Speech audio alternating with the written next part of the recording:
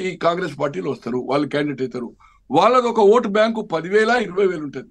తర్వాత రాజశేఖర రెడ్డి గారి లెగసీ, ఈ ముస్లిం మైనార్టీ, క్రిస్టియన్ మైనార్టీ, ఎక్కడైతే టీడీపీ ఆల్టర్నేటివ్ ఏమైతుందంటే జగన్ మీద కోపంతో థర్డ్ ఎలిమినేట్ అవుతారు ఎక్కడైనా. 78లో మనం చూసినప్పుడు కానీ fight between Janata Indira. So ఇప్పుడు fight between Congress and TDP అధికారం రావడం అనేది, నేను కాంగ్రెస్ పార్టీని కాదు వెల్విషన్ కావచ్చు, 100% టీడీపీకి ఏదైతుందో డౌటే లేదు. కానీ మీరు చెప్పినట్టుగా మొదలు కామెంట్ గా, రేపు ప్రతిపక్ష హోదా వీళ్ళకి వచ్చినా ఆయనకు 10-12కే, 20-51 అంటే 1-52 అంటే 23 సీట్లు మాత్రమే వచ్చినాయి ఎవరికి, చంద్రబాబు గారికి. ఈ రోజు 23 కంటే కూడా తక్కువ వచ్చే అవకాశం ఉంది. ఈ స్ట్రెంత్ 151కి ఎక్కువ అనుకున్నా, ఇప్పుడు కాంగ్రెస్ ఎక్కడైతే పొటెన్షియల్ ఉంటుందో, 1 మినిట్ సార్, కంప్లీట్ గా ఇది ఎక్కడైతే వైఎస్ఆర్పీకి ఎదురు క్యాండిడేట్ పెట్టిండు, పవన్ కళ్యాణ్ గారి క్యాండిడేట్ పెట్టిండు. ఎగ్జాంపుల్, పవన్ కళ్యాణ్ క్యాండిడేట్ అక్కడ ఏదైతుందో వీక్ ఉన్నాడు. నేను కొన్ని కాన్స్టిట్యూన్సీల పేరు చెప్పలేను, ఆ పట్టుబడతాడు, ఆ సీట్లు వస్తాయి. అక్కడ ఒక పొటెన్షియల్ క్యాండిడేట్ ఉంటే కాంగ్రెస్ గెలుస్తాడు. ఎందుకు గెలుస్తాడంటే ఎక్కడైతే vote bank YSR Congress party అనేది నామరూపాలు లేకుండా పోయే అవకాశాలు, నామరూపాలు అని చెప్పండి, ఖచ్చితంగా ఏదైతుందో దానికి ఓటు బ్యాంక్ ఉంటుంది, ఓటు వస్తుంది.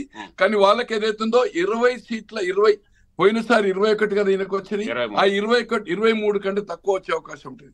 కాంగ్రెస్ కొన్ని సీట్లు ఎక్కడైతే ఇప్పుడు చెప్పలేము, ఎక్కడైతే 1 మినిట్ అయితే ఏదైతుందో ఎక్కడైతే వీక్ క్యాండిడేట్ ఉంటాడో, ఇక్కడ పొటెన్షియల్ క్యాండిడేట్ ఉంటాడో, ఆ ఓటు బ్యాంక్ తోటి గెలిచేదైతుందో ఇప్పుడే చెప్పలేము. కానీ కన్స్టబుల్ సీట్లు, ఎమ్మెల్యే సీట్లు కూడా వస్తాయి, ఎంపీలు ఓటు 2 వచ్చినా ఆశ్చర్యం లేదు.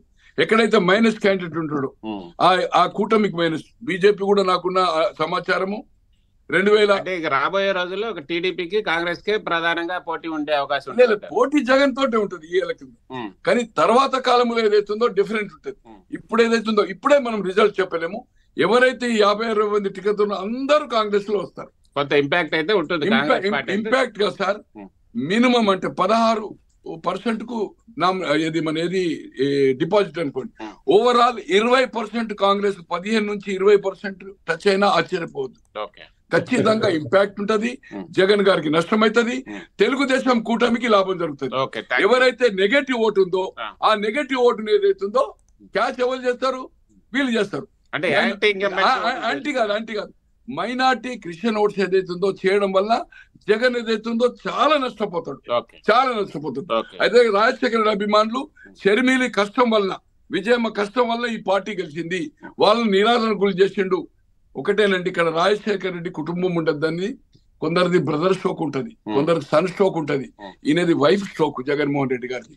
భారతి ఆమె సంతతి అంటే ఆమె మేనమామ ఎవరు కొడుకున్నాడు కదా ఎంపీ, అలాగే భాస్కర్ రెడ్డి వాళ్ళ కుటుంబమే ఉండాలి. పులివెందుల భారతి గారి కుటుంబం ఉండాలి, రాజశేఖర రెడ్డి గారి కుటుంబం ఉండద్దు. కుటుంబం అంటే జగన్మోహన్ రెడ్డి ఉండాలి, మిగతా వాళ్ళు ఉండద్దు. ఎందుకంటే ఇంతకాలం వాళ్ళకు పేడ్ వర్క్ చేసిన వాళ్ళకి ఎక్కడ సర్పంచ్ గాని మండల్ తీసి గాని ఏ ఒక్క పదవి భాస్కర్ రెడ్డి కుటుంబాలు వాళ్ళ పాలి వాళ్ళకి ఇయ్యలే, వాళ్ళ మేనమామ.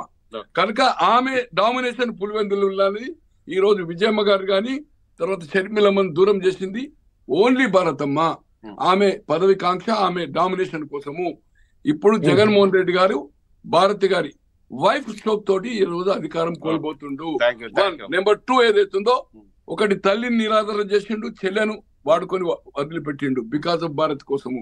ఈ ప్రభావం ప్రజల మీద పడుతుంది. ఇక ఏపీసీ ఆయన తల్లి చెల్లిని పంపించేసి ఇప్పుడు కుటుంబాలను కూడా చీల్చే రాజకీయాలు వస్తాయి, కుటుంబాలు కూడా